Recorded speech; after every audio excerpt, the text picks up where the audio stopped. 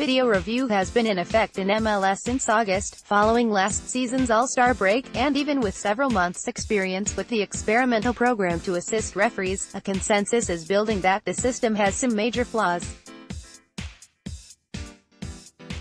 While there wasn't unanimity when the system, colloquially known as VAR, which is in fact the referee manning the video booth in the stadium, helping the center referee, was rolled out, the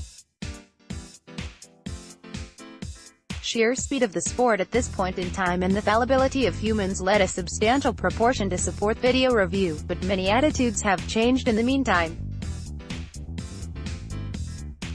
Addition to the NFL-like mounting importance of what seemed like a straightforward line at the time, clear and obvious errors would be scrutinized, with video review becoming a phrase so debated it's close to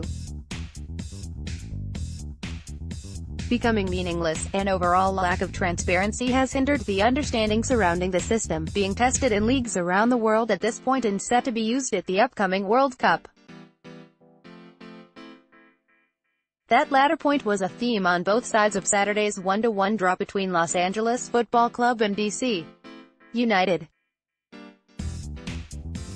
The game, refereed by Ismail El-Fadh, featured a first-half straight red card to Dejan Jakovic and two handball calls in the second half, one on Laurent Simon and the other on Zoltan Stieber, both going through video review before being declined. Of course, while the rest of the people watching the game were aware of video review happening around the respective handball calls, El-Fadh is not required to explain the official decision to anyone, leading to considerable confusion by all involved. It has to be clear what gets looked at again and what doesn't. LAFC head coach Bob Bradley said after the match, "Our game is a game of close calls.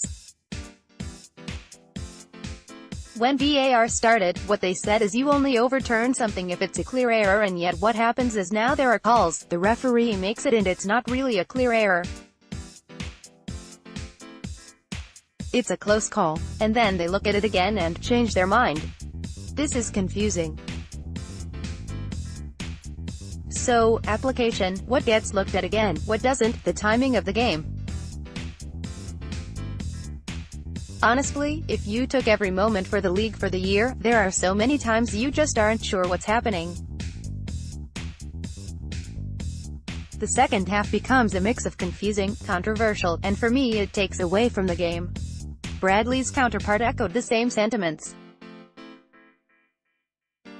"I think there is going to be games like this with the new system that in a lot of ways ruins the game," DC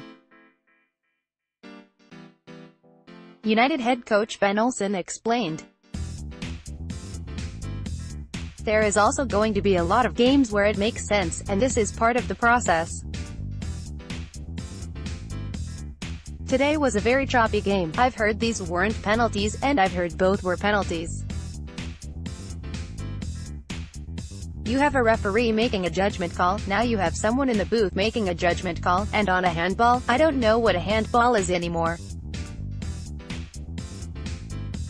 Nobody in this room knows what a handball is anymore. I barely know what offside is at this point. It's tough, and I think today was one of those days where it hurt the game. It wasn't just managers railing against a result they found frustrating. Players agreed that the opaque nature of the VAR process is making things more confusing at times. It was a weird one with all the video review today, back and forth, and I think the league has to look at that to make it a little clearer to everybody what's going on," said DC United goalkeeper David Ousted. The only person who was quoted on the night saying video review was something to deal with was LAFC goalkeeper Tyler Miller. "There is a gray area of the video assistant referee that the players and the coaches typically don't understand, but it's part of the game now, so it's something that we have to adapt to and get used to," he said. "So, for us it's become commonplace now that any questionable call, they're going to go to VAR, and that's just something we have to deal with and get used to. Considering video review is officially still an experiment, will those who make the decisions about the laws of the game implement some kind of